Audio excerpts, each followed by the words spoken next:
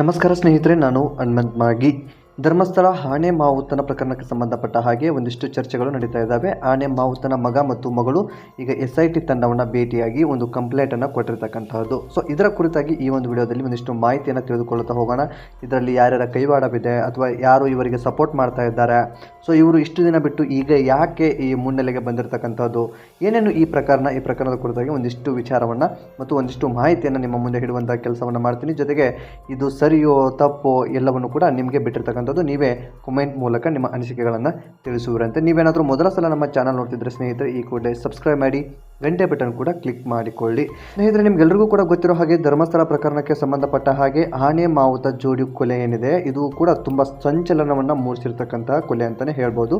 So ಆನೆ ಮಾವುತ ನಾರಾಯಣ ಜೊತೆಗೆ ಅವರ ತಂಗಿ ಆಗಿರ್ತಕ್ಕಂಥ ಯಮುನಾ ಇಬ್ಬರು ಕೂಡ ಮಲಗಿರುವಂತಹ ಸಂದರ್ಭದಲ್ಲಿ ರಾತ್ರೋರಾತ್ರಿ ಕೊಲೆ ಆಗಿರ್ತಾರೆ. ಅಲ್ಲೇ ಧರ್ಮಸ್ಥಳದಲ್ಲಿ 20ನೇ ಸೆಪ್ಟೆಂಬರ್ 2012ರಲ್ಲಿ ಅಲ್ಲೇ ಪಕ್ಕದಲ್ಲಿಯೂ ಕೂಡ ಒಂದು ಹಬ್ಬದ ಆಚರಣೆ ಅಥವಾ ಹಬ್ಬದ ವಾತಾವರಣ ಇರುತ್ತೆ. ಒಂದು ಗಣೇಶ ಚತುರ್ಥಿಯ ಪ್ರಯುಕ್ತವಾಗಿನೋ ಅಥವಾ ಇನ್ನೇನೋ ಒಂದು ವಿಶೇಷವಾಗಿ ಕಾರ್ಯಕ್ರಮವನ್ನು ಕೂಡ ಹಮ್ಮಿಕೊಳ್ಳಲಾಗಿರುತ್ತೆ. ಆದರೂ ಕೂಡ ಈ ಒಂದು ನಾರಾಯಣ ಮತ್ತು ಯಮುನಾ ಏನಿದೆ, ಈ ನಾರಾಯಣ ಮತ್ತು ಯಮುನಾ ಕೊಲೆ ಆಗಿರ್ತಕ್ಕಂಥದ್ದು, ಈ ಒಂದು ಕೊಲೆ ಆಗಿರ್ತಕ್ಕಂಥದ್ದು 20ನೇ ಸೆಪ್ಟೆಂಬರ್ 2012ರಲ್ಲಿ. ಸೊ ಆಗ ಇವರ ಮಕ್ಕಳು ಅಥವಾ ಇವರಿಂದ ಎಲ್ಲರೂ ಕೂಡ ದೂರ ಇದ್ದಾರೆ, ಇವರ ಕುಟುಂಬ ಇವರನ್ನ ಬಿಟ್ಟು ದೂರ ಇತ್ತು ಎಂಬ ಒಂದು ಮಾತನ್ನು ಕೂಡ ಹೇಳಿಕೊಂಡು ಬಂದಿರತಕ್ಕಂಥದ್ದು. ಅದೆಷ್ಟೋ ಸರಿಯೋ ತಪ್ಪೋ ಗೊತ್ತಿಲ್ಲ. ಈಗ ಇವರ ಮಗ ಆಗಿರ್ತಕ್ಕಂಥ ಗಣೇಶ ಮತ್ತು ಇವರ ಮಗಳಾಗಿರ್ತಕ್ಕಂತಹ ಭಾರತಿ ಇಬ್ಬರು ಕೂಡ ಈಗ ಆ ಒಂದು ಕೇಸ್ನ ಕುರಿತಾಗಿ SIT ತಂಡವನ್ನು ಭೇಟಿಯಾಗಿ ಕಂಪ್ಲೇಂಟನ್ನು ಕೂಡ ಕೊಟ್ಟಿರ್ತಕ್ಕಂಥದ್ದು. ಕಂಪ್ಲೇಂಟ್ ಕಾಪಿಯನ್ನು ಕೂಡ ಮಾಧ್ಯಮದವರಿಗೆ ತೋರಿಸಿರ್ತಕ್ಕಂಥದ್ದು. ಸೊ ಈ ಎಲ್ಲ ವಿಚಾರವಾಗಿ ಕೊನೆಗೆ ಒಂದು ಪ್ರಶ್ನೆ ಕೂಡ ಕಾಡುವಂಥದ್ದು, ಮಾವುತರನ್ನು ಕೊಂದವರು ಯಾರು? ಈಗ ನಿಮ್ಗೆಲ್ರಿಗೂ ಕೂಡ ಗೊತ್ತಿದೆ, ಮಾವುತರಿದ್ದಂತಹ ಸ್ಥಳದಲ್ಲಿ ಒಂದು ದೊಡ್ಡ ಹೋಟೆಲ್ನ ಕಟ್ಟಲಾಗಿದೆ. ಅದು ಯಾವುದೋ ಒಂದು ಕುಟುಂಬಕ್ಕೆ ಸಂಬಂಧಪಟ್ಟಿರುವಂತಹ ಹೋಟೆಲ್ ಕೂಡ ಆಗಿದೆ ಎಂದು ವರದಿಗಳು ಆಗ್ತಾ ಇರುವಂಥದ್ದು ಅಥವಾ ಮಾತುಗಳು ಕೇಳಿ ಬರ್ತಾ ಇರುವಂಥದ್ದು. ಅದು ಸರಿಯೋ ತಪ್ಪು ನಮಗೆ ಯಾವುದೂ ಕೂಡ ಗೊತ್ತಿಲ್ಲ. ಈ ರೀತಿಯಾದಂತಹ ಆರೋಪಗಳು ಸದ್ಯಕ್ಕೆ ನಡೀತಾ ಇರುವಂತಹದ್ದು.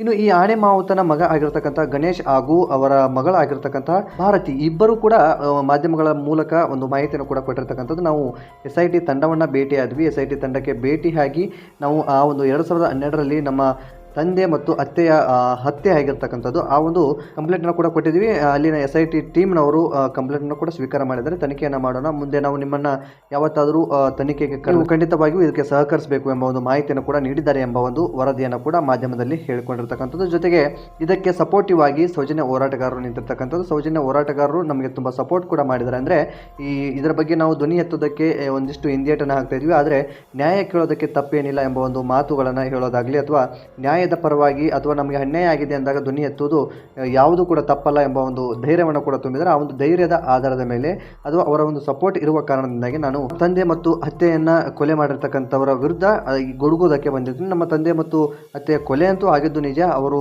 ಕೊಲೆ ಆದ ಕಾರಣದಿಂದಾಗಿ ಅವರನ್ನ ದಹನವನ್ನು ಮಾಡಿದ್ವಿ.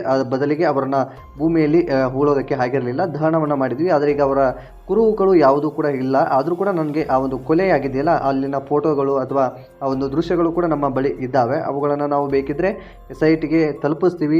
ಈ ಒಂದು ಕುರಿತಾಗಿ ತನಿಖೆ ಕೂಡ ಈ SIT ತಂಡ ಮಾಡಲಿ ಎಂಬ ಒಂದು ಮಾತುಗಳನ್ನು ಹೇಳಿಕೊಂಡಿರ್ತಕ್ಕಂಥದ್ದು. ಇನ್ನು ಧರ್ಮಸ್ಥಳ ಪ್ರಕರಣಕ್ಕೆ ಸಂಬಂಧಪಟ್ಟ ಹಾಗೆ SIT ತಂಡವನ್ನು ಕೂಡ ರಚನೆ ಮಾಡಿರೋದು ನಿಮಗೆ ಈಗಾಗಲೇ ಗೊತ್ತಿದೆ. ಈ ಸದ್ಯಕ್ಕೆ ತಾತ್ಕಾಲಿಕವಾಗಿ ಈ ಒಂದು SIT ತನಿಖೆಯನ್ನು ನಿಲ್ಲಿಸಲಾಗಿರುವಂತಹದ್ದು. ಸೊ ಇನ್ನು ಮುಂದಿನ ದಿನಗಳಲ್ಲಿ ಅಸಲಿ ತನಿಖೆ ಪ್ರಾರಂಭವಾಗುತ್ತೆ ಅಂತಾನೆ ಹೇಳಬಹುದು. ಈಗ ಈ ಆನೆ ಮಾವುತರ ಕುಟುಂಬದವರು ಮುಂದೆ ಬಂದಿರುವುದರ ಬಗ್ಗೆ ನಿಮ್ಗೇನು ಅನ್ಸುತ್ತೆ ವೈಯಕ್ತಿಕವಾಗಿ ಕಾಮೆಂಟ್ ಬಾಕ್ಸಲ್ಲಿ ಮೆನ್ಷನ್ ಮಾಡಿ. ನೀವೇನಾದರೂ ಮೊದಲ ಸಲ ನಮ್ಮ ಚಾನಲ್ ನೋಡ್ತಿದ್ರೆ ಈ ಕೂಡಲೇ ಸಬ್ಸ್ಕ್ರೈಬ್ ಮಾಡಿ, ಗಂಟೆ ಬಟನ್ ಕೂಡ ಕ್ಲಿಕ್ ಮಾಡಿಕೊಳ್ಳಿ.